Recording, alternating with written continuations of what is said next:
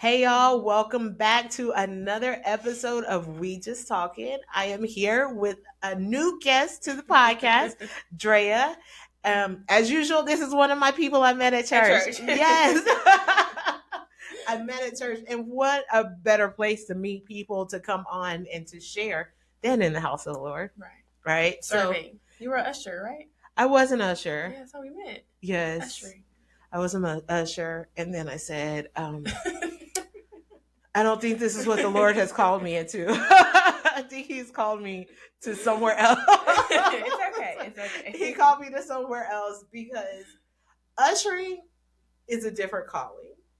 And then I noticed that when you usher, like, you miss service because you're trying to pay attention to get people seated. Yeah, but that's why you serve one and sit one. I would always feel obligated that I needed to serve both because there's never enough people in the second service. Oh, see? And so there's never enough people serving in the everybody wants to go to the first service and be done and get out and finish Sunday fun day. Right. And so I'm like, usher get this service.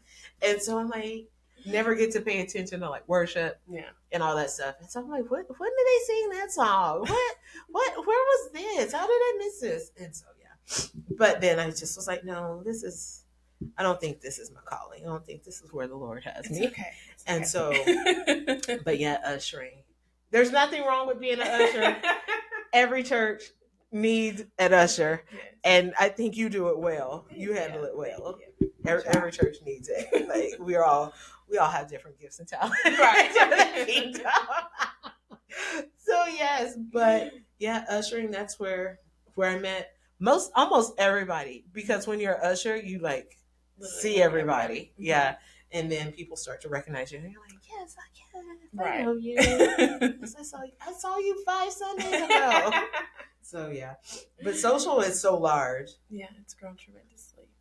It sure has. 3 years. Yeah. It sure has. And so now I'm just like, I don't even know if I know all the people that serve. Because, back in the day, you could know everybody because it wasn't that many of us. It's a lot of people. Now the amount of people serving are the amount of people that used to come to church, period. And so I'm like, it's a lot of people. Yeah. So I need to do better though. Because I feel like I'm an introvert, but I'm an extrovert. Mm-hmm. And on Sundays, my introvert works way harder than my extrovert because I get overwhelmed because it's just so much happening. Definitely. A whole lot happening on Sundays. So I'm just like, let me stand next to the people I know. But you're on the prayer team now, so. I'm on the prayer team. Yeah, I am. Yeah. And that's a different calling also, which the Lord had to have done that. Yeah. I was never a person that prayed out loud or prayed for people. I was that person, when people ask for prayer on Facebook or whatever, praying for you. Yeah, and that's it. And then that's it. I mean, I might be like, Lord bless him. Because I think at one point, I don't know if this has happened to you, but at one point I felt a little convicted because I'm praying. I'm praying for you and I'm not. And all I said was bless him, Jesus, Yeah. But so now I've become more intentional. Yeah. If I say I'm praying for you, I'm going to stop and say a prayer. Yeah. Or what I've started doing now, if I'm talking to my friends or family on the phone and they're like, yeah, we need prayer. Can you be praying about this? I'm like, let's pray right now. Yeah. Because if I get off the phone. Yeah. You get busy doing something else and you might say just a little prayer, but I've been trying to be more intentional with my prayers. And I think being on a prayer team has forced that. But it's also difficult to be on the prayer team. Because you don't know what people are going to come. Yes, I mean, you be up there praying. Every Sunday, I'm up there praying, getting prayer, though. Sometimes I'm praying for people, but other times I'm up there. And it's a lot. Pretty sure people are like, what is she this time? I've been going through a lot, okay? Life is hard. Life is not easy. And so you never know what somebody's walking up there with. But here's the crazy thing. And you might have experienced this. Sometimes what people are coming to you and asking for prayer for is something that you have struggled with. Literally. Or are literally walking through. And I'm like, all right, Jesus, I don't know. Right, what am I supposed to say? How can I pray for them? I'm trying to pray for myself. Right. I'm barely getting through it. Yeah, definitely. And so that's one thing I've learned. And I'm like, the Lord sure does have a sense of humor. He's a comedian. Yes, because it's like, Lord, you knew that this person was seeking me out for prayer, and you know I don't have all the people at the altar. There's a million of us up there some Sundays. Some Sundays we're up there shoulder to shoulder. Mm-hmm. Some Sundays there's 3 of us. But like, how did this person come to me and ask for prayer? And this is something I'm praying about literally right now. Mm-hmm. And I don't know what the outcome of this looks like. Right. So it's like, we're just going to pray for each other. We're just going to pray. Yes. And we just trust, and we're doing this by faith. Mm-hmm. Right. And so whenever, like, it's rare that somebody will come back and say, hey, like, you prayed about this. Right. And so sometimes I'm just as shocked as you. Like, what? He still didn't answer me, but hey, congratulations. Yes. So I'm like, when people ask for prayer, I'm like, the Lord comes through on your behalf through me. But now I need to ask. Right? Go ahead and turn that prayer around for me, okay? Like, because I don't know. Or maybe I just have more faith. And this is actually, like, this morning I was doing, like, my Bible study. Mm-hmm. And it was the Armor of God Bible study. And I don't have my phone, or I would look it up. But it was saying, like, when... It was talking about the salvation, the helmet of salvation. And it said, when do you remember when you were saved? Or like when you received your own salvation? Mm-hmm. And I was like, I don't really remember. Like I said, you need to go get baptized. And so then they ask you when you get baptized, like, do you believe that the Lord died for your sins? And you know, yes, I do. I believe he died for my sins. I do believe he rose again, you know. And, but I was like, did that make me saved then? Mm-hmm.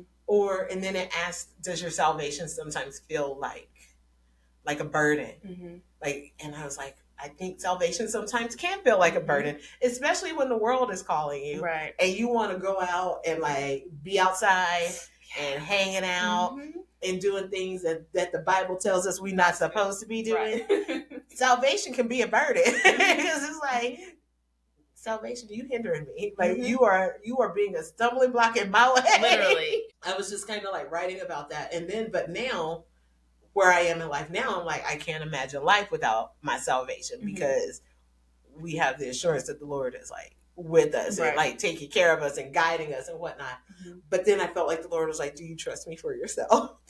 And I was like, whoa. Yeah. Whoa. He comes with the questions real hard. And that I just put a question mark next to it. I didn't have an answer this morning. Mm-hmm. I did not. And sometimes literally sometimes that is how it is. Like you don't have an answer. So anyhow, that's not what we're on here to talk about today. But that could be a question that somebody else is struggling with. Like I have faith that the Lord answers prayers. Mm-hmm. And it's like, but do you have faith that the Lord answers every prayer that like you're going through or every area in your life? Do you trust him? Like I trust you to come through with my finances. Mm-hmm. I trust you to come through with my job. Mm-hmm. But do I trust you to come through with my relationship? Right. Like where my husband at? Right. Like where is he at? Where is he? You know, over here being a good thing, right? And it's like, Lord, this is what you told me to do. Mm-hmm. So why hasn't he just knocked on the door? Right. And so that's what I was like, do you trust me in this area also? Like, I think so. I think so. But anyhow, that's just this morning, guys. Tomorrow is Sunday. So tomorrow is going to be a spirit-filled day. But anyhow, tell the people who you are. That's a good question. Yes. So I was thinking about this question because I watched the episode from her earlier, and I was like, I don't want to do like I'm from Longview, this and that. Like, so I was like, I feel like if I was to answer that question, I'm the one that God left the 99 for. Like, he saved me. Like, I was really wretched out here in the streets. I was outside. He got a hold of me real quick. Yeah, tried to run, and then he got me again. So he didn't let me go. That's good though. So yeah, I've been baptized 3 times. I guess the other 2 wore off or something. I'm just playing. No. I mean, sometimes. So actually, Mother's Day 2023, I think, or no, 2022. Pastor Taylor preached, and she had everybody, like all the women, pray over their wounds. And so I've had an abortion. I had an abortion 4 years ago, and God was like, "You're still identifying with that, so you need to get baptized again. And I was like, again? But I'm saying that's literally like 3 times. That's so embarrassing.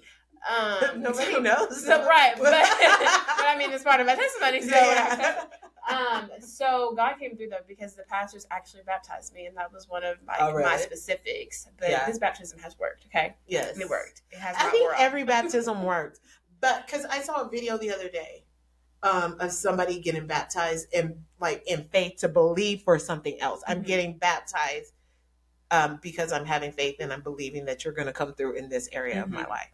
So I don't think there's anything wrong. I've been baptized twice, so it's not 3 though. But I mean, I could do it again. Because there's still a lot of living. But 3 is the number of resurrection too. So I really do believe that third time is what needed. So there's don't be ashamed. And I'm following Jesus wholeheartedly now. I was lukewarm for a very long time.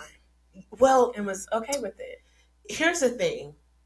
Like, did you know you were lukewarm? Oh, yeah. You did? Oh, yeah. Oh. I was deliberately in the club on Saturday and on church Sunday. Yeah. Okay. I was a posted Christian, post a few verses. Oh, I'm saved. Girl, no, you're not. You're really out here confusing the people because they just seen you outside on Saturday.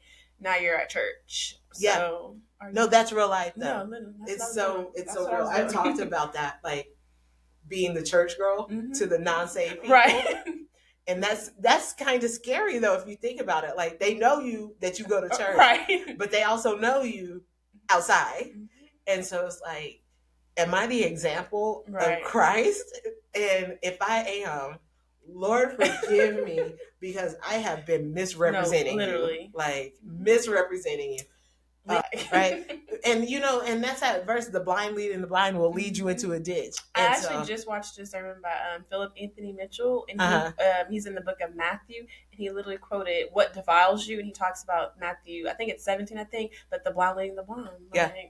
I'm like, don't follow me. Don't follow me. Because I lived in the world for a little bit, and it was probably more than a little bit, but I knew the Lord enough, right? And so, growing up, we grew up in church. We were in a youth group once we moved to Texas, and then started leading Bible studies in youth group. Once I was out of high school, college age, they would be like, "Oh, do you want to do the Bible study?" Or even doing children's church. Yeah. But then it got to a point where I'm like, I think not back then. I was like, I think that the Bible says. That you will be held to a higher degree of judgment if you are in a position of leadership and purposefully not living right. And I knew that much about the Lord that I said, I better stop doing children's church. I don't need to teach these babies. I don't need to teach these teenagers, because I don't want to be held to a higher standard. Right. So let me just focus on me, and focus on me. I did, right? Because outside is fun.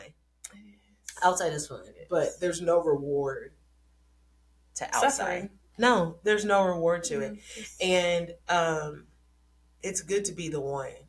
And I read that just this morning, and it was like, Jesus, the shepherd left the one, and then he brought the one back, carrying him over their shoulders. But my sister told us about. Her pastor gave a sermon about why the shepherd has to carry, if a sheep runs away, why they have to carry him back over their shoulders. It's because they break their legs. They break their legs, so they remember the pain associated with running away. Yeah, that's what I did. I was running for my life. Because it's painful. The decisions that we have to make leave scars. How you said, you were making that your identity. You were walking around with it. And so you did have to put that life to death. That's why the third baptism might have worked. Because, they say it's from death to life. But, if the other two, the first time I was baptized, my nana was like, you need to go get baptized. You're 12. And in the Baptist church, if you're 12, if you're over 12, you can't serve in the church anymore, according to our Baptist church. Now, I don't know if that's every Baptist church, but according to the Baptist church in Scottsboro, Alabama, Jesus came into his ministry at 12. And so that meant like after 12, if you had not accepted the Lord. Oh. I was an usher growing up too. Oh. I didn't just start ushering at some, but back then it was like they were serious about being ushers. Like we had a uniform. Yeah. Like first Sunday we had to wear all white. Mm-hmm. Youth Sunday, white and black. I think we had gloves. Mm-hmm. All the things. Like all the things. But if you're 12 and you haven't been baptized, you couldn't do that anymore. You couldn't be an usher anymore. Mm-hmm. You couldn't sing in the choir anymore. Dang. You couldn't give announcements. So my nana was like, hey, like it's time. Mm-hmm. And I was just writing about this morning. I cried. I think I was scared. I don't know what I was scared of. Right. It's just water. Like, but it seems like it's a big deal though. Mm-hmm. And so I'm like, oh my gosh, I'm so scared. I don't know what to do. But I got baptized in. Mm-hmm. I don't know if it meant anything. It meant something to the kingdom. Right. But, or maybe it didn't. I don't know. I feel like anytime you say yes, like it means something to the kingdom. But you have childlike faith. So yes, it matters. So it matters. Yes. So, but I got baptized as an adult, like after living all my life. Yeah. Like being outside and then saying outside is not for me. Mm-hmm. And it's like, I need to really like say yes to the Lord. And so then I think when you make that ultimate decision, mm-hmm. like I am saying yes, and I'm saying that I'm done mm-hmm. with this stuff. Like, because if you're lukewarm, then we gonna get to heaven and he gonna say he didn't know us. Yeah, and I don't want to hear that. Can you imagine? No. Like, you don't remember me. What? I was just talking to you yesterday. I was talking to you before you took me. Like, how you not know me? Yeah. That's like, that's probably something that only Christians fear. No, literally. Like what you mean? Depart from you. What? But I've been walking with you. Weren't we walking together? Like, yeah. I've been trying to pay attention to the promptings of the Holy Spirit. Mm-hmm. I'm doing my best. But I think I also saw something that said 70% of the people in the church are not going to go to heaven. Whew, I'm glad I'm not part of that. Like, isn't that crazy though? I feel like people think that I feel like people abuse God's grace because I was one of them. Yeah. I think people think, oh, well, I can do this. God's going to forgive me. And you're going to be judged for it too. You're going to have to give an account for it. You're going to have to. Like, because it's so true. Oh my gosh, that's so true. We use that excuse. God's going to forgive me. Mm-hmm. God loves me. He's a forgiving guy. Well, shoot, that could be scary. God knows my heart because God knows your heart. Yeah. Do you know your heart? Do you know what's in your heart today? Like, you know, if you outside living for the world, he knows your heart, you know? And so, that was one of the things the Lord really convicted me about mm-hmm. when I was just like, I would go to church on Sundays. I think that's especially if you kind of grew up going to church, mm-hmm. you know, this is what you're supposed to do mm-hmm. on Sunday, right? You're supposed to go to church on Sunday. Early in the morning, wake up. Yeah. Uh-huh. Even regardless mm-hmm. of what you're doing last night, mm-hmm. right? And so, like, I was in my 20s fine with that. Mm-hmm. Fine with that. And then I'd be like, Lord, forgive me. Mm-hmm. I won't do it again. Lord, forgive me. I don't even think I would say I'm not going to do it again. Because, like, I knew I was having fun with my friends. Mm-hmm. Like, we were having a good time. Yeah, outside it's very deceiving. Yeah. And so, like, and it finally got to a point, it was like, why are you even praying about this? Mm-hmm. You know that you're going to do it again. Why are you even asking for forgiveness? Right. And so then it got to the point, and that's probably the promptings of the enemy. Yeah. Like, don't so sneaky. Don't ask for forgiveness. Just mm-hmm. keep living out here. Mm-hmm. And so, but like when the Lord gets a hold of you, mm-hmm. sometimes, and he shakes you up. Oh yeah. It is breaking your legs. Literally. Like it doesn't feel good when you come face to face with all your bad decisions. Mm-hmm. Or even bad decisions of other people that you're just kind of tagging along right. with. Like when you come face to face, it is a breaking, mm-hmm. you know. But thank the Lord that he's kind enough to put us back together. Right. Right. Because, yeah.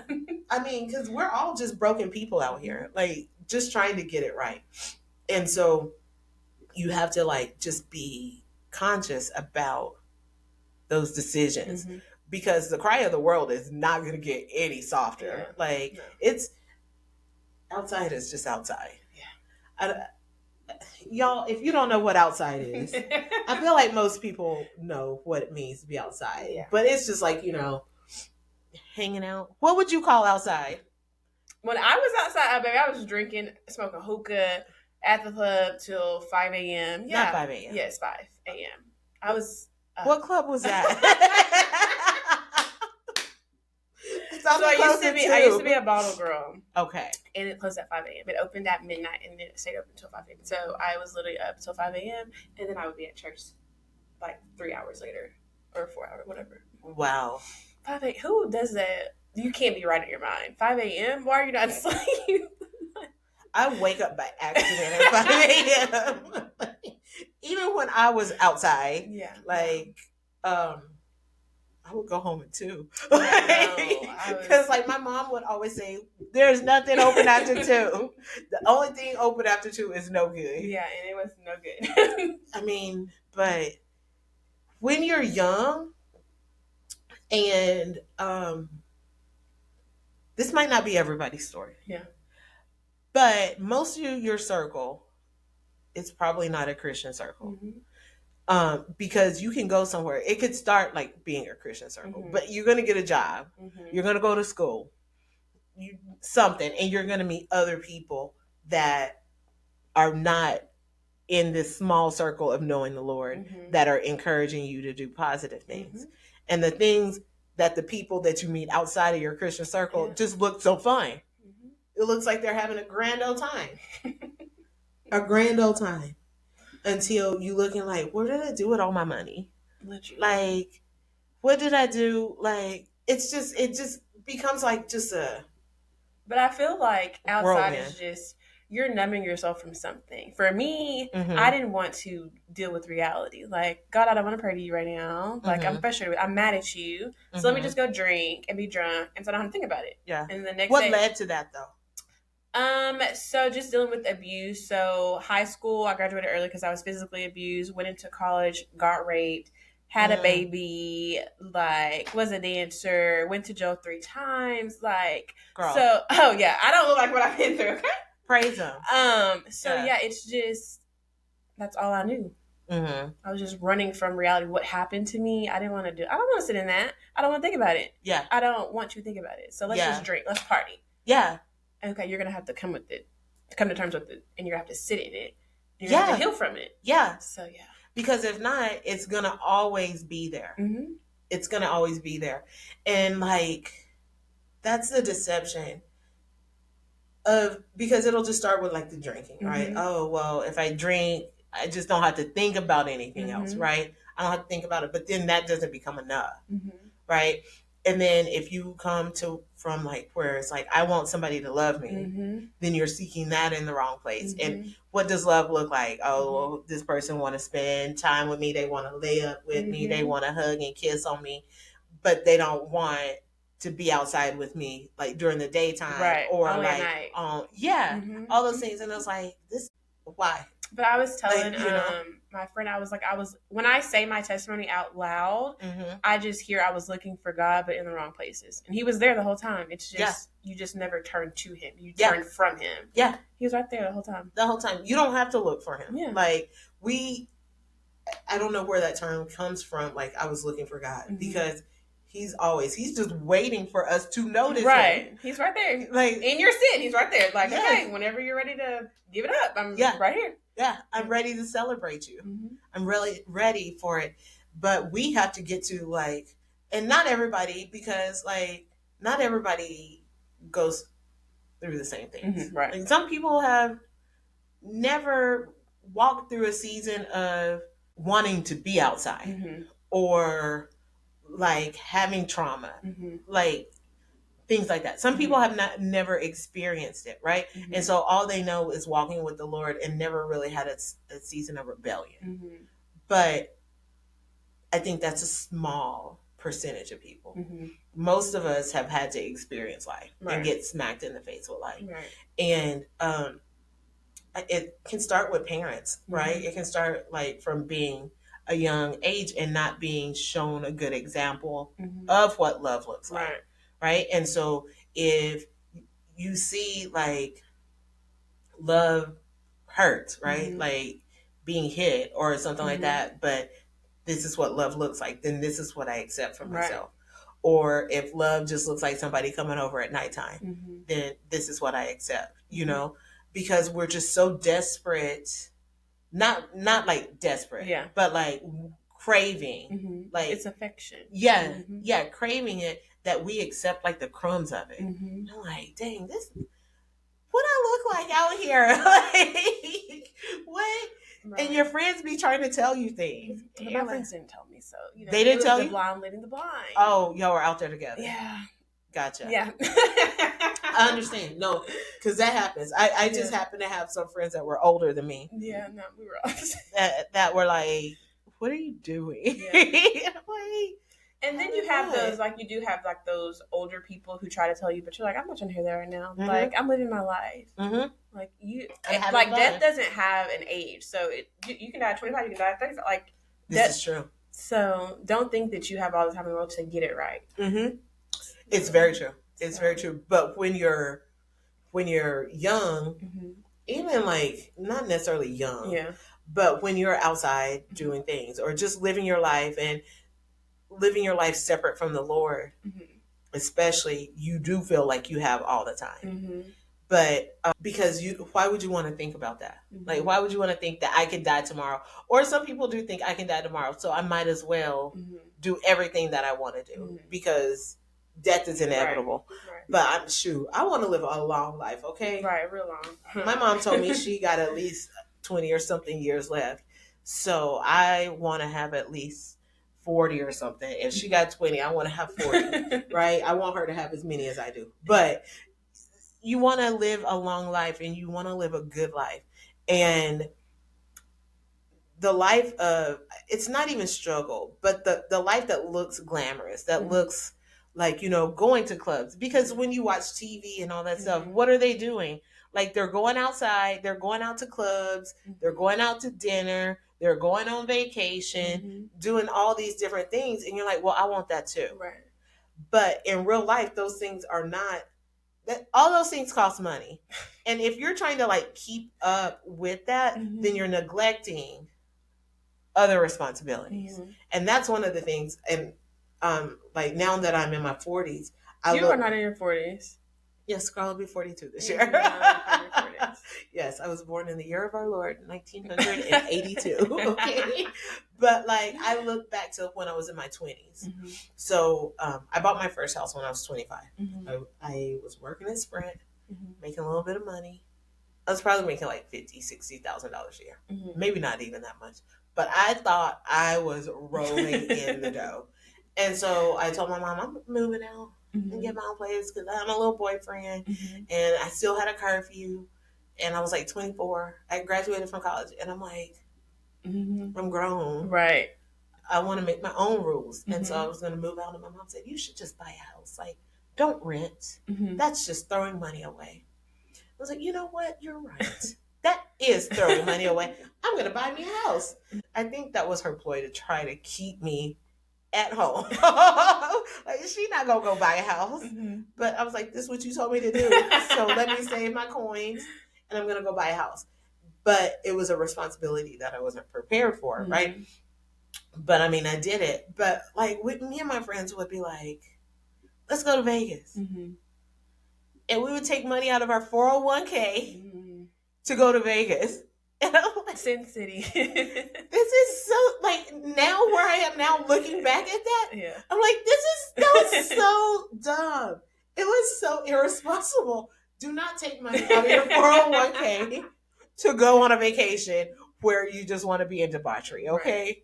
Like, is anybody to do it? But my friend told me, she's like, just do this. And you just pay it back. It's just like a loan. Yeah. And I'm like, okay. We probably did it like 2 or 3 times. Oh, okay. And so, like, and now I look back and I'm like, I could be so much further ahead. Yeah, I wonder how much money I've spent. Like, I could just only imagine how much money I've spent on going to the club, going to Vegas, and getting tattoos.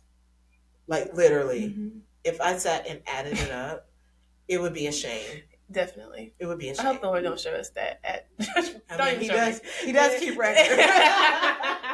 He does keep record. He does keep record. But I just think about it. But it's so appealing. Mm-hmm. It's so appealing because people don't show real life. They don't. Like now on social media, you see all these things. And like some people show real life, but most people just show like the highlight reel. The highlight reel. And then that makes other people like look at themselves and be like, well, why don't I have this? Or what am I doing wrong? Where did I mess up? You know, and it's like, that's not everyday life. Right. This is not what everyday looks like. And so I did see a quote where it said that you can't judge your seed to somebody else's tree. And so, like, we have to remind ourselves of that because people are not going to show their messy house and, you know, the bank account with no money in it. They're just going to show the new car.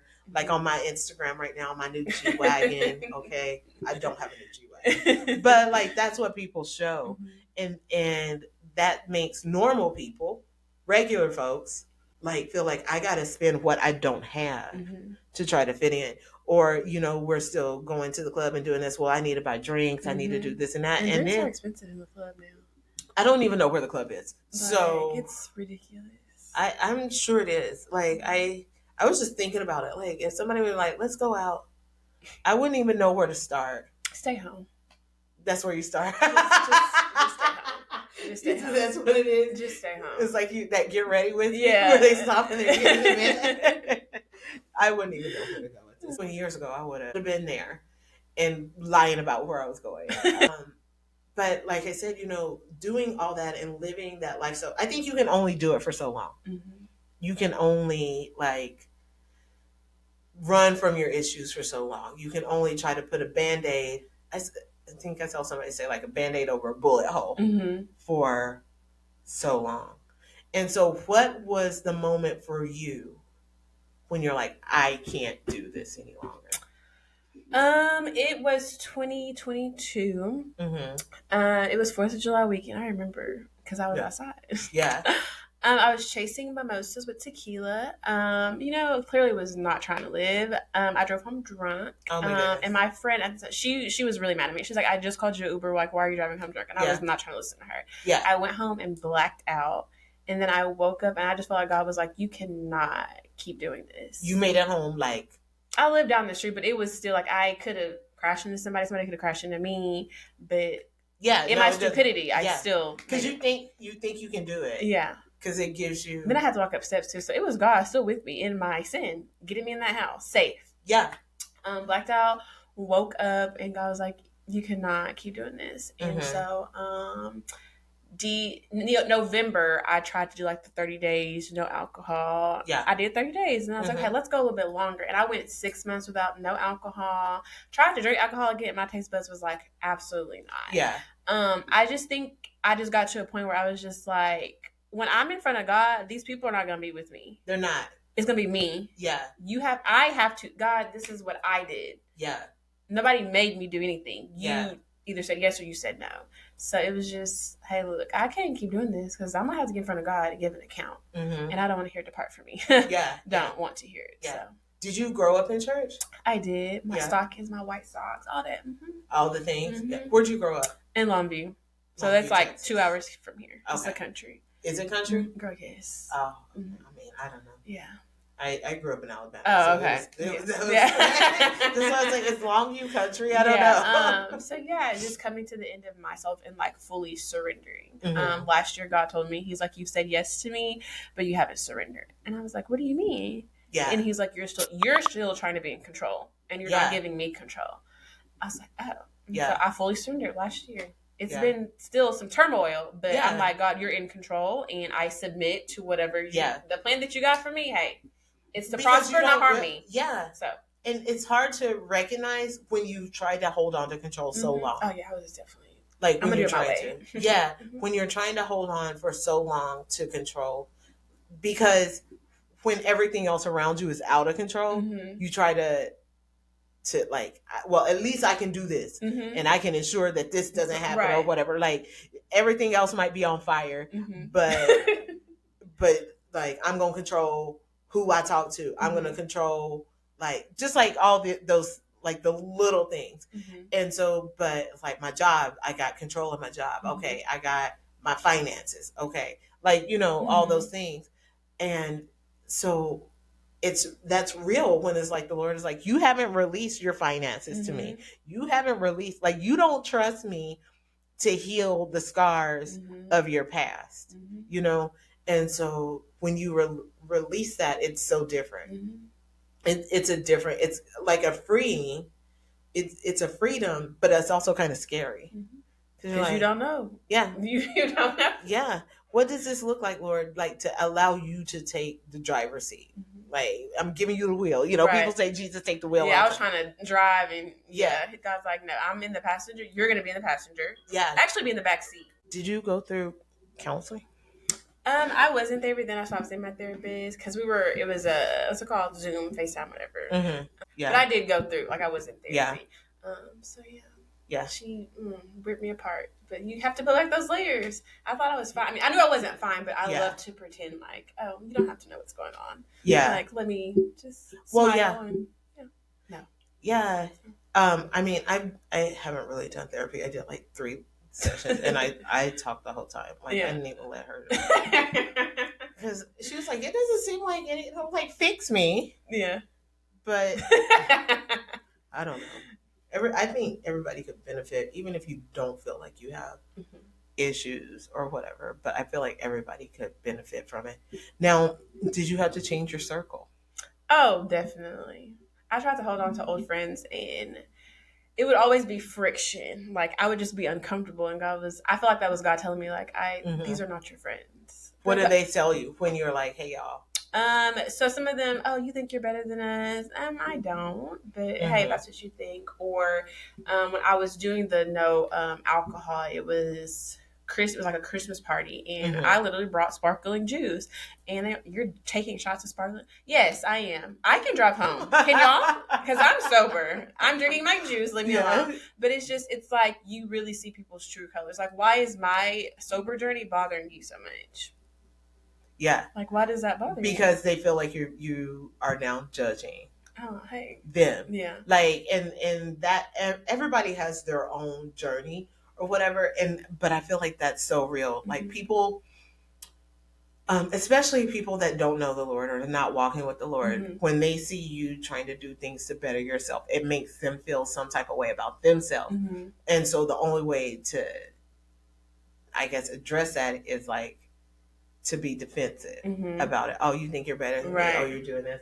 But I feel like one of the hardest things to do is to change your circle and to cut people off. Oh, definitely. Because especially if they technically haven't done anything to you. Yeah, you haven't pushed me toward God. You have literally, the blind leading the blind. Yeah, like we're just having fun. And so it's like, well, I can't be friends with you anymore. Like I have to make this decision. And sometimes it can feel bad, like it can feel mean, but it's not that I don't love you, but I can't be in relation with you anymore. And that can be like a romantic relationship, or it can be friendships, because if they're not bringing anything to the table, even if it's not even as far as your faith, but if the friendships are causing turmoil and like not bringing anything positive to your life, but only taking from you, then sometimes it's just got to go. And I didn't even have to like say, it's just, I guess my fruit spoke. It was just a silent cutting off. I'm like, okay, well, hey. Thank you. Weren't supposed to be here anymore. Yeah. That's a scary place to be. Like, Lord, if this person is not supposed to be in my life, by the time you say amen, it's done. And it's like, dang, like this person too? Like, I can't be friends with them? Or like, but sometimes your circle just gradually changes also, and without you noticing it. Like, oh, okay, this is better, because your circle is so important, especially when you're first trying to get your walk with the Lord right. It matters who you're talking to. And so there's the Bible verse that talks about how you should be equally yoked, Mm-hmm. right? And so the reason why you have to be equally yoked is because I look at it like this: like if you're standing up on a chair, Mm-hmm. right? Is it easier for me to pull you up into the chair with me, or you to pull me down onto the ground with you? Like it's hard to lift somebody's entire weight Right. up. So like pulling somebody down is so much easier. And so if you're trying to like elevate where you are and you're trying to get closer to the Lord, Mm-hmm. and like be intentional with being in the word and Bible Mm-hmm. study and making better decisions, Mm-hmm. all those type of things. If the only people that you are with are people doing the opposite of what you're doing, Mm-hmm. then it's going to be so easy to fall back into old patterns. Mm-hmm. It's so easy to fall back into old patterns. And so if you surround yourself with people who are like-minded, then they're going to be encouraging you, Right. like, you know, sending you Bible studies, or Mm-hmm. sending you Bible verses, or sending you worship songs, Mm-hmm. or inviting you to go to do this, or, Mm-hmm. like, oh, come to Bible study with me, come to prayer night with me, come to like whatever, Right. things like that. Mm-hmm. Then it's going to elevate you and it's going to make your faith stronger, Mm-hmm. versus if your circle is still, going to the club. I mean, I always struggle with this because I don't feel like going to the club is a bad thing.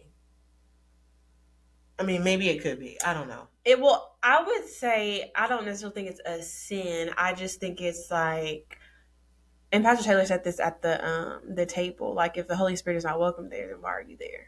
This is true. This is very true. But two, it's just like, what am I gaining from this? Yeah. Like, what am I? Yeah. That it's that part, because it's like there's nothing wrong with going out and dancing or whatever. But if going out and dancing is leading to, Mm-hmm. getting drunk, getting high, Yeah, I know if I go like out, I'm sleeping gonna drink, and around, so there's just all no the point in me things. going out. Yeah, I mean, and are you still sober? I drink wine every now and again, but I still get convicted with that. So Yeah. I haven't had a drink in a while. So, Yeah. yeah. I mean, and everybody has their own journey with that. And I think Like, with alcohol, and even just with personal convictions, you can't put your personal convictions on on somebody people. else. Yeah. Yeah. So Mhm. if you drink and I don't drink, that doesn't mean, oh, God's gonna Yeah. convict you. No. Yeah. That's So- that's real life. And I think the only time when people have an issue with that is if they are feeling convicted about it and don't want to release it. Mm-hmm. Like, oh, so you don't drink, Right. Like, I mean, we drink wine. Yeah. We whatever. But I walked through a season, and my mom has always. I don't think she does it so much now because we're older. Yeah. But our dad was an alcoholic. Mm-hmm. And I think like it ran in his side of the family, because Mm-hmm. apparently, like, I don't know if this is true or false. Like, there's studies that say that it is like hereditary or Mm-hmm. genetic, or like maybe people can have more of a disposition to like to be addicted to things. Like, you can have addictive personalities. I don't know necessarily if addiction is a genetic trait. Like, I inherited an addiction, because there's people who have families that are all sober and then they are addicted to heroin. I don't know. Like, so, but she would always remind us, like, this could happen to you. This, your dad was an alcoholic. Y'all need to be careful when you drink, because you can become an alcoholic. Yeah. I don't think so. I don't think so. And then it finally got to a point, it was like, if I was going to be an alcoholic, I think it would have caught me by now. But I did recognize a season in my life where everything was kind of like falling apart. Like, all my relationships were falling apart. Like, I was having arguments with my friends. Like, I didn't have no money in the bank. I felt like I was broke all the time, and the bills are still due when you're broke all the time. Just everything. And I think that's what happens. It feels like when one thing, it's like a snowball effect, right? When everything just starts like crumbling around you. And that's what I would do. I'm like, oh, let me just go buy a bottle of wine and drink the whole bottle alone, right? And I'm like, and I recognized that after a while, because like, wait a minute, is this? Did I eat dinner? Like, I don't think I ate dinner. I think I had a bottle of wine for dinner tonight. Like, Yeah. and then I Well, that's recognize, real though. You just yeah, this wine will relax me, and then before you know it, the bottle's gone. and you're asleep. hmm And, but then when you wake up in the morning, the problems are still there. it's still there. Mhm. It's literally still there. And so it gets, I feel like we keep saying this, but it really gets old. Just trying to not, like, trying to find all these different things to numb your problems. And the best place to lay them down is at the altar. Like, But I think I don't know if it's Christianity or the church. It just has a bad, I guess you could say a bad reputation. I don't know what the right word is, but like people don't want to come as they are because they're like, oh, I gotta get myself together, or it's too many hypocrites in the church, or whatever their excuse is. But it's like, no, literally come. Like, find some, pray, and I promise you, God will get you to the right person. Yeah. They can share their story, and you never know what they've been through. Yeah. No, it's so true. You never know, because, and it is a stigma. Yes. I think a stigma of the church. And so, but like people say that about, oh, I'll get married when I have this, and that. Like, we always have an excuse to do something when. And it's like, if you have that idea, it's never, the time is never going to be right. Never. It's never, you can't clean yourself enough. You can't clean yourself up enough for the Lord. Right. Like, we're all filthy rags because literally, we live in this fallen world. And so you have to just take that step to walk in, because nobody knows what you're walking in there with. Except you. Like, we don't walk around with a scarlet letter. Like, nobody knows that you didn't save yourself, for marriage. Nobody knows if you have children. Nobody knows if somebody has taken advantage of you or raped you or beat you. Like, nobody knows those things. Right. And so, like, but it's so heavy when you've dealt with these things in life. It's so heavy. And like, releasing it, we talk about releasing it. I don't know how easy it is, like, to just be like, here, Lord, right? Because I feel like it takes time. It's not an overnight thing. Right.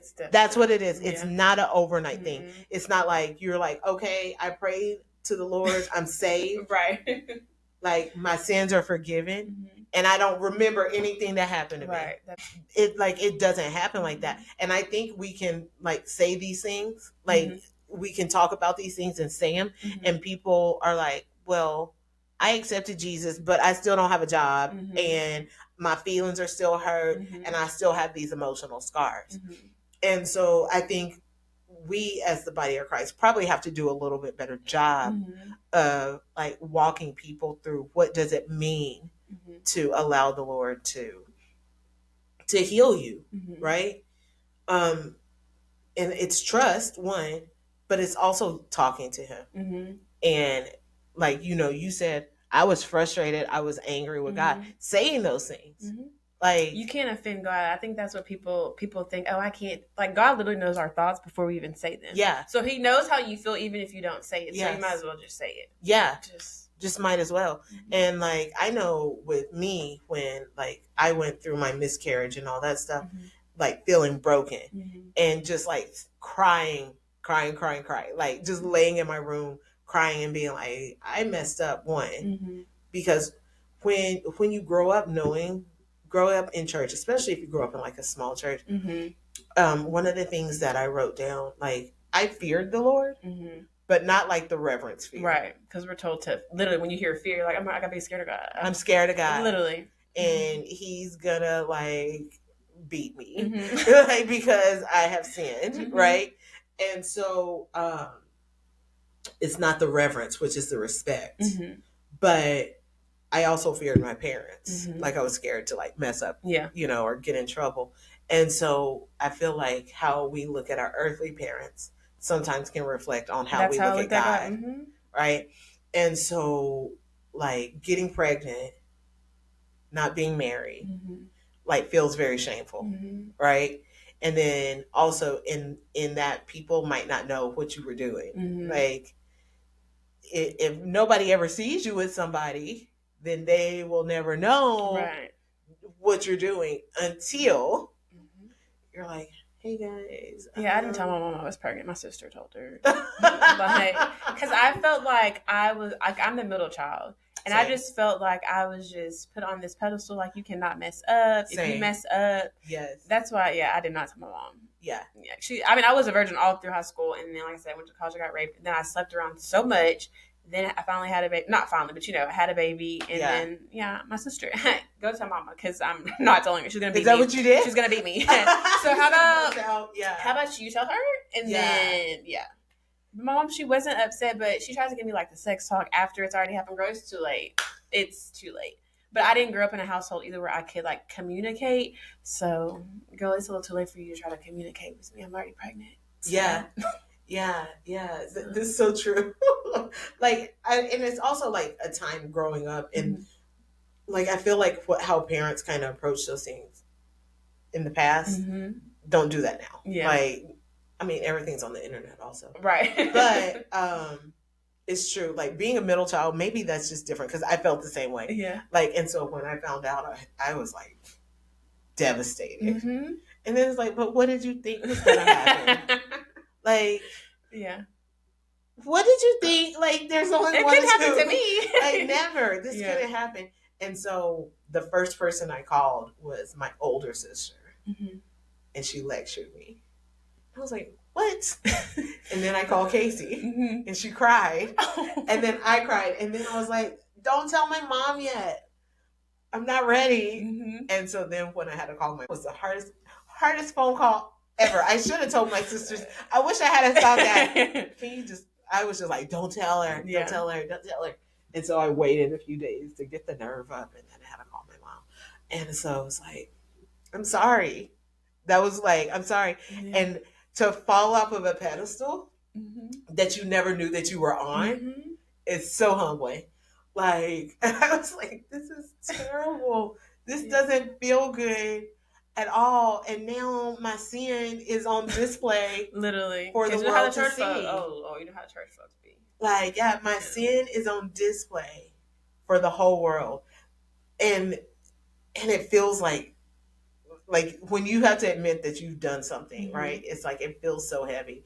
And we also get sin jacked up because we think like one sin is greater. And it's all sin. Sin is sin, But sin is just disobedience to God. Like, just disobedience. No sex before marriage. Oh, well, flip that. It happened. Yeah, here we are. And so, and I think, but we rate our sins, right? Like, oh, I just lied a little bit. This is like a level 1. It's just a 1. Yeah. Like, oh, I had sex before I got married. This is a big one. That's level 10. Yeah. And so, like, you just look at, but we also, like, compare our sins to other people. And they're like, well, they're doing this. They're living this type of lifestyle. At least I'm not living like this, or I'm not doing that. And I don't know I don't think there was ever a sin scale, but we just all create a sin scale in our heads, right? But that's just to make us feel better about what we're doing. And so, like, when you lay it down, though, it's a constant surrender. It's an everyday surrender, like, and an everyday decision to say, I'm leaving this old life behind. Like, yes, this old life felt good. This old life was comfortable. I didn't, because you get to a point when you're living like that, that you stop feeling bad about it. Yeah. Like, I was talking to somebody earlier, and I was like, to go back to what God brought you from, that means you would have to re-go through all that healing. I'm not trying to go through all that again. I like where I'm at. Because in order to heal, you got to break again. Yeah, I'm not, no. Yeah, and but the thing is, because it's such a cycle, and I sometimes feel myself like, if I don't stay in my word, then, like, I can feel myself, like, slipping back just a little bit. Like, oh, it's fine if I say a bad word. Or, like, it's fine if I watch these type of movies. Or, like, whatever, whatever it is. Or if I want to go outside and do this and that. And, like, you start compromising. That's where it is. And so when you start having those type of thoughts, though, like, you've already made the compromise. And so you have to make the decision at that point. Like, do I want to do that? Right. Like, when I was living, like, running from the Lord, like, because, I mean, that's what you're doing. Like, if you know the Lord and you're actively choosing to live a life outside of Him, then you're running from Him, right? You're running from Him. And so, thinking back to all that stuff, like, getting your heart broken because you're choosing people based off of your worldly needs, not based off of like what a spouse should be, or like, you know, when you're not basing them off of like, okay, is this what the Lord has called? Is this who the Lord has called me to be with? Is this person like bringing any edification to my life? Can we go to church together? Like, what would it look like if we have a family? Yes. Can they go? Will they want to go? Right. Right? Will they want to go meet your family? Like, if they're like, nah, then you should know at that point that you're not their person. Right. Right?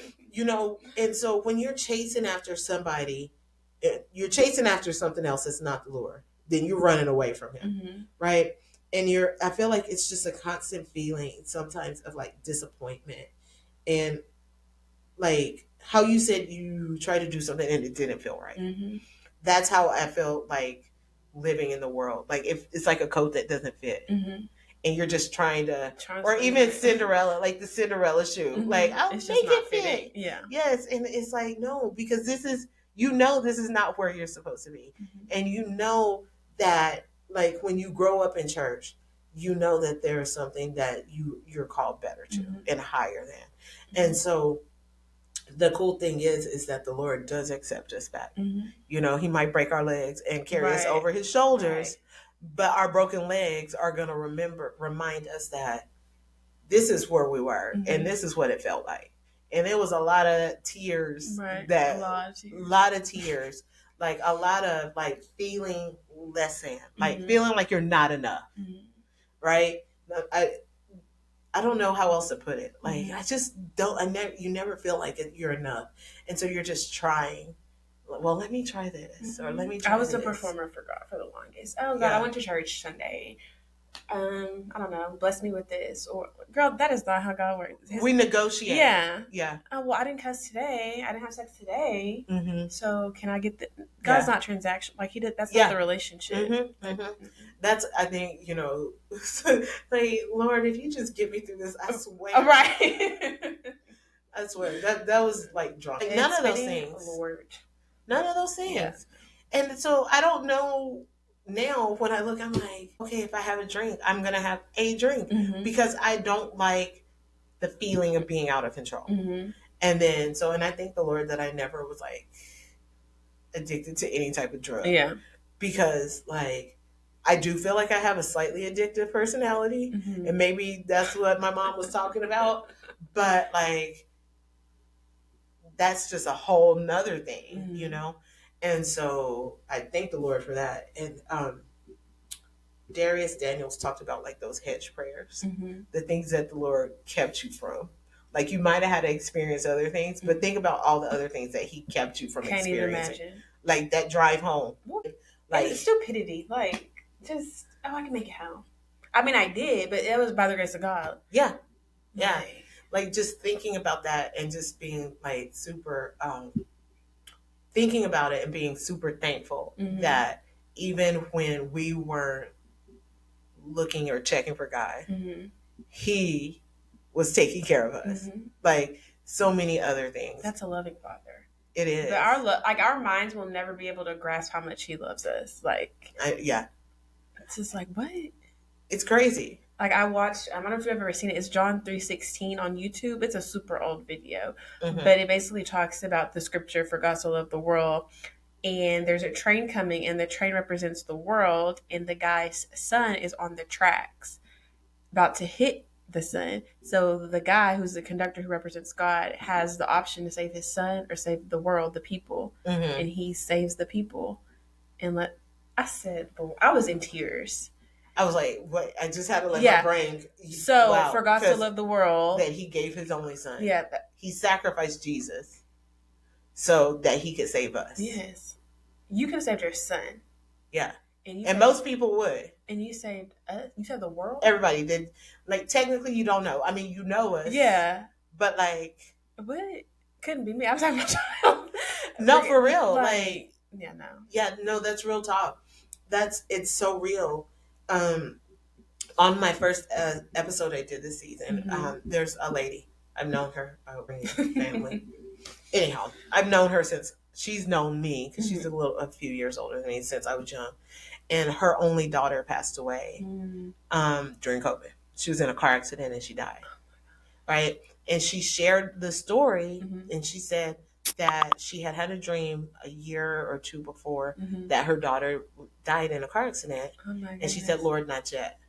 I'm not ready yet. Like, I'm not ready to let her graduate from college, is what she said. Oh my God. And I said, how did you say not yet? Yeah. Like, I feel like if I had that experience, I would have said, not at all. Yeah. Lord, don't do this. And she said, I knew that he gave her to me. Like, she was my gift from God. And he blessed me with her for this amount of time. Wow. And so all I can do is thank him for that. And I was like, she got some type of, woo. Yeah. Not yet. Yeah, no, don't do it. Yeah, not at all. Lord, please don't. Yeah. Like, please don't. Wow. And so, and she said when it actually did happen, she said, like, I went in my room and I just praised the Lord. I fell on my knees and just praised God, because he blessed me with her for 24 years, 25 years. Wow. And she was like, and I just went into praise. And I was like, I need that type of faith. Yeah, because, yeah. Yeah, like, Lord, give me that type of faith. I probably would have not prayed to God at all. Like, how dare, because then you'd be angry. Yeah. Like, most of us. I mean, I do get her point. Like, our children are gifts from God. Like, they don't belong to us. They don't. And that's why, if they say, like, when things happen, we get pregnant, like, we're not trying to and do things like that. Like, we place shame on ourselves, right? Well, sometimes people place shame on you, right? Oh, shame on you. You shouldn't have been doing that, right? However, every child is a gift, like, because the Lord opens and closes wombs. So clearly, if he opened the womb, like, it's a blessing, And so we shouldn't feel that shame. We should be, like, thankful that the Lord saw fit to even allow it, allow it to happen. Right. And I think as a church, we need to do a better job of that. And even, like, in a situation with an abortion, like, people have to make real life decisions. And that's not an easy decision to make.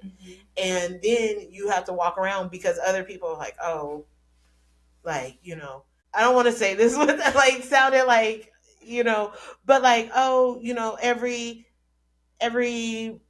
baby, every whatever. Baby killer. That's what they call me. They call me baby killer. And it's like, however, yes, that's what happened, right? But that's what happened. But here's the flip side of it. Like, like, because people talk about being pro-life and loving life. But a lot of times after the birth of a baby, people don't care anymore. And so it's like, okay, I've had this child. And now what? I don't have any resources. I don't have any financial means to care for it. What are you going to do to help me? And then it's like, now mom and baby struggling out here. And it's just like so I understand, because it's not an easy decision to make. But I think we have to be understanding of every person that has to make a decision like that. So my decision was more so of, like, I was trying to prove to people I could do it, because everybody that I went to, literally, they were like, don't do it.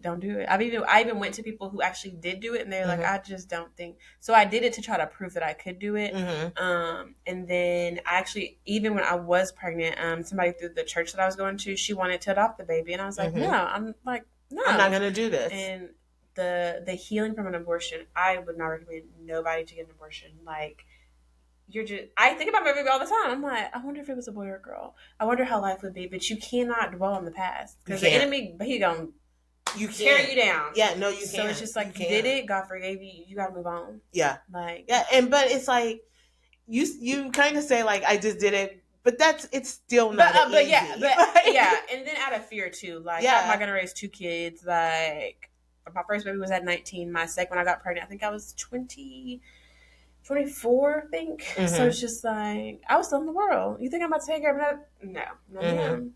Yeah. So yeah, it's just still it's waiting to rough. have sex for marriage. Okay, please. Well, and I think more than saying wait till you get married to have sex is because when you do make that decision for yourself, one thing that they don't talk to you about is like the soul ties that come with it. Whether it's just some random person or it's somebody that you're quote unquote in relationship with, because once you take that step, like that's this person giving themselves into you, especially as women, right? You're the receiver of it, and it's like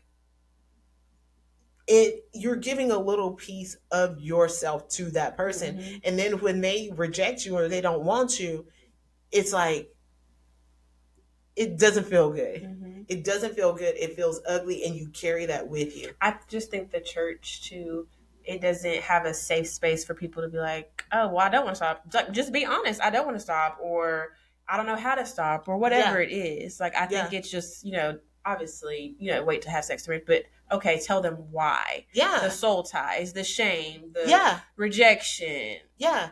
Like, you don't even need to talk about, like, oh, you can get married, oh, you can get sexually transmitted diseases, all these other things. Yeah. Like, talk about how it affects your soul. How does this affect your soul? How is it going to affect how you look at yourself, right? How you value yourself? Because especially if it's somebody that you're not really in a relationship with, like, you're still giving yourself, because it's intimate, right?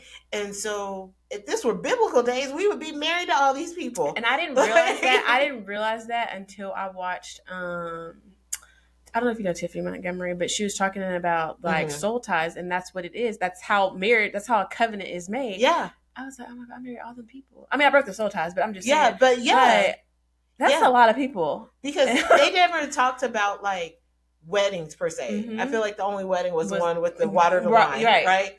But like it said, this is how, like, I'll go lay with them and it will be my wife. Yeah.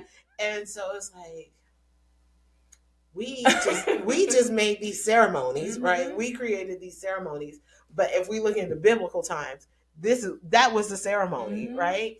And so it's like, when we treat it so casually, you really don't recognize what it is doing to your soul.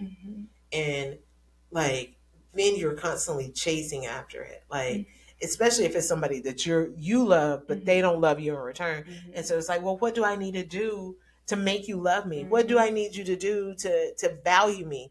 And then it's just like, oh yeah, well, we just gonna sleep together. But you're devaluing yourself and you don't even recognize it. And there's always a root. There's a root to everything. Like for me, mine was abandonment. So if I give you this, because I was raped, okay, well, it's already taken. So if I give you me, then maybe you'll love me. And I went through heartbreak after heartbreak after heartbreak after heartbreak. And then God was like, okay, so you can, whenever you're ready, I'm here. Right, let me heal that. So I think that everybody's root is different, though. Even with God, like, everybody has a root. They just don't want to get to the root. They'd rather just numb themselves. Yeah, because like when somebody takes it from you, then your control is, I'm not going to allow somebody else to take this from me. I'm just going to give it to you. I'm choosing to give this to you as a person versus allowing you to take it from me. And so it's just so rough, though. It is. It's rough living in this world. Very rough living in this world. And I thank the Lord every day that I turned back to him, and it was a journey. It was like the several year journey. Like it said, it's not like you just say, Lord, forgive me. Right. And then you wake up tomorrow and it's like the genie, and perfect life, everything. It's like, it's that everyday surrender to the Lord, saying, I choose you. I choose to walk with you. I choose to trust you, and just praying about it. And like, because prayer is so important, because that's how we communicate with the Lord. And we're reading The Secret to the Secret Place. I'm pointing to the window. It's in the window. We're reading The Secret to the Secret Place. And it talked about like the Lord speaking to you and giving you vision and like guidance and this and that. And it says like, you have to pay attention to what the Lord is telling you to, and you have to steward it well, and you have to follow the direction, because it says it compared it to a receiver, like a football, and like the quarterback is gonna throw to whoever the quarterback throws to. I'm not going to get it wrong, so I'm just going to say that the quarterback throws the ball to whoever's supposed to catch it. But the only reason that the quarterback knows who to throw it is because they practiced and caught it every time, so he knows this is who I throw it to, and they catch it. And that's what the Lord does to us with His word. And if we don't catch His word and then take it, walk through with it, it said like He's not going to keep giving you these words. Right. Like you have to listen, you have to steward and walk with it if you want to be. And that's how relationship works. Even if we look at it as just a regular relationship, if you are thinking you're in a relationship with somebody and you're the only one doing the work, are you really in a relationship? You're single. Yes, exactly. Yeah. And so like the Lord is not going to keep, like He's not a forceful God. I think people forget God is sovereign. Like, yeah. Yes, that's true. That's true. Katie, my friend Katie, says it. She's like, He's a gentleman. He's not going to force anything. So He'll talk to you. He's constantly talking to us. Yeah. Are we constantly listening? Do we have our ear tuned? And that's why you have to be in prayer. That's why you have to be like intentional about things, because otherwise you're going to miss it, because it's just like the whisper. But you won't know how He sounds either until you open His word. Because how can you recognize His voice? So yeah. So I mean, that's the walk with the Lord, though. Yeah. Like it's a journey. It's a journey. I'm literally in Exodus, so I mean, I don't know if God's trying to tell me I'm Moses or if I'm the Israelites. I think I'm both. I think the season that I'm in, He has me walking in ministry that I ran for 7 years. So it's devoted disciples. So I'm teaching women how to study the Bible. And I want to do it because I was like, Lord, I don't even read the Bible every day. And He's like, well, you're going to start because you can't be a hypocrite. Yeah. Like you can't teach something that you're not doing. And so with Moses, God called him. He gave him every excuse. Oh, I can't do this. That's me. That was literally me. I was like, God, I literally cannot do this. But the Israelites, they're disobedient. God tells them to do something. He brings them out, and then they go back, and it's just a constant circle. And I'm like, the Israelites. I'm constantly coming back and praying, Lord, do not let me have the heart of an Israelite. Yeah, so I'm like, where He was like right there though, like right in front of them, and He would give to them, and the next hour they forgot. And then I'm on chapter 31, but 32 is where they make the golden calf. I forgot, just told y'all to not make. Literally. What are y'all doing? Literally. I'm like, God, are you trying to tell me I'm an Israelite? Calm down up there. Let me get through Exodus. Yeah, it's Get me to the New Testament or something.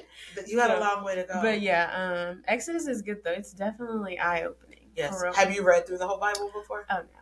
So I did it 2 years ago, and this is how I did it. I got a chronological Bible. And you know what's crazy? I actually, I was going to order one yesterday, but it wasn't going to be here till Sunday. And Amazon Prime is not Amazon Prime no more. It's not. I was like, why is it going to take 2 days to get here? What happened to one day? Like, why isn't it here? Yeah, but no, I looked up a ESV chronological. That's the best way to get through it. Because it's actually quite interesting. So it does every day, you read. But one thing about the Bible is it repeats things. So it'll show you, okay, you'll read this in Genesis, but then it also appears in Exodus, and it also appears in First Kings. And so they put all the places where this appears together. And so that's how you can get through the Bible, but it also shows you that the Lord repeats His promises and the things that show up in there. And so I would recommend doing the chronological Bible, and it helps you to retain it also because you're reading it like right in a row. One thing I thought was interesting in the chronological Bible is that there's Genesis, right? And there's the garden. And after the garden, it goes to Job. I was say, yeah. Job is actually my favorite book of the Old Testament. Yeah. If I was Job, baby, let me tell you something. I wouldn't have made it. and then your wife, and then your friends. At this His point. friends weren't his friends. Right, they weren't. Because they're like, you did something. Right, what did you do? What did you do? Like, over and over, what did you do? And he was like, I haven't done anything. I haven't done anything. And they're like, desert this guy and go somewhere else. Because clearly this guy doesn't love you. Went through it all. But they say Job happened after the garden. And I was like, wow. And so I found that interesting. Yeah, so it was Adam and Eve and the introduction to sin, and then Job. So, but I want to do it again, but I gave mine away. I was like, oh, you can read it. Then they never gave it back? Or... Well, I didn't ask for it back. Oh, okay. But I was kind of sad. And so then I was like, do I buy myself another one? Yes, buy you another one. I'm probably going to buy me Yes, buy another one. But that's the best way if you're trying to read the Bible all the way through. Now, Pastor Manny has his ARMA courses. I haven't signed up for his. Yeah, and that shows you how to read. He's amazing. I think he says to start in the Gospels. I think he says start in John. Which I've heard John is the best place to start reading your Bible because it teaches you the character of Jesus. Because John was the one that he loved, that was always with his hand on his bosom. And so, like, they say that's the best place. Like, if you're new into your walk with the Lord, John is the best place to start. But I've been watching The Chosen. Well, we watched it all. They're going to stream. Have you watched The Chosen? I watched this past season in theaters, but I didn't finish it. So I think we stopped at, like, I don't know what. Did you watch 1 through 3? Have you seen the beginning seasons? Oh, so you should go back and watch it from the beginning. Isn't it on it's Netflix? On season 1 is on Netflix, and then the other seasons are on Amazon Prime. But yeah, the seasons 2 and 3, I think there's only 3. So this new season is season 4. But anyhow, season 4 is about to come out. Casey told me today. On, like, you can watch it on Facebook, YouTube. It's not Tubi. I almost said Tubi. Do not say it's not on. It's not on Tubi. No, it could be. I don't know. It's like several places, but YouTube, and they're going to be on Sundays and Thursday. Sunday and Thursday, they're doing new episodes. But in watching The Chosen, it has brought like the disciples to life, and so Matthew is my homeboy because I don't know, he's my favorite. Solely because they made Matthew autistic. I don't know if you caught that when you were watching it. Somebody like did a review and like they don't like The Chosen because of how they have viewed him like as autistic. They were like, he wasn't autistic in the Bible. And we don't know. Right, we don't. Because we wasn't there. We weren't there. The reason why I read to see why they made him autistic, because I was like, well, we have gnats because of our plants. Sorry. I was like, why did they make him autistic? But they said because Matthew was, if you read Matthew, he's very detailed in everything. And so that is a sign, like people that are like on some portion of the spectrum are very detailed. Like they pay attention to all the details. And then also the fact that he was a tax collector means he had to be detail oriented also. So that's why they created him like that. But I just have a soft spot in my heart because they're so mean to Matthew. They were mean to Matthew because he was a tax collector, not because he's autistic. But they were like, you were going to take my house away. Like, you were going to put me in jail or whatever because, he was a tax collector. And he told the Romans if these people paid their taxes or not. So the other disciples didn't like him. And so I just got a soft spot in my heart for Matthew. I was like, poor Matthew. They're so mean to him. I'm going to have to watch it from the beginning. You should watch it. Episodes 1 through 3 are a little rough. Okay. It's a little slow. Jesus hasn't met his disciples yet. It's like Jesus introducing you to Jesus, I guess. It's probably not. It's a little, I think it's a little slow. But I feel like any show that you watch from the beginning, like episode 1 is always like. No, I like shows that like get right into it. Get you right into it. Yes, I don't like the slowness. But for Jesus, I watch the shows, You should try it. Just try it. Yeah, no, I do not like slow shows. Like, get to the point. It's because like the Gospels aren't that exciting. Yeah, they're not. I mean, they're exciting because it teaches you. Like season 3 when John was beheaded, I was just like, oh my gosh, like he really got his head cut off. Like, yeah, he got his head cut off. That's why it's crazy. Yeah. So just give it a try. Okay. But so I've been reading Matthew, but they say that if you want to know the Lord, if you want to know who Jesus is, then you need to read the red Mm-hmm. And so that's the Gospels. Mm-hmm. And so I've been trying to spend time in the Gospels because I really want to know like the character of Jesus, because we're supposed to imitate Jesus. Mm-hmm. And how can we imitate what we don't know? That's true. And so, yeah. But anyhow, thank you for being on here with us. Of course, my first podcast. Yeah. Did you have fun? I did. Did you enjoy yourself? I did. Yes. So thanks for sharing and chatting and Of course. all the things. And stay tuned. I might be back next week. I might not. But I'll be back soon with a new episode. Thanks for watching. Have a good evening, day.